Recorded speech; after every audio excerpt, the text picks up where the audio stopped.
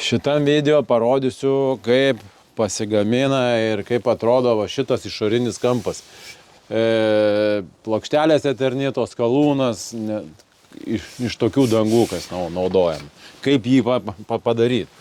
Iš vienos detalės niekaip neišlenksit ir čia toks yra sudėtingas gaminys, pakankamai ne visos lankstiklos jį padaro ir čia reikia biškį pagalvoti ir žinių tą, kad tai tas kampas yra va toksai va.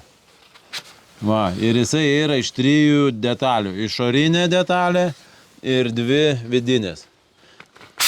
Jos taip paskiau susikiša iš 3 detalių ir va, užsideda ant kampo ir turim va tokį va, susikiša tada plokštelės gražiai iš abiejų šonų ir turim labai gražų estetinį vaizdą.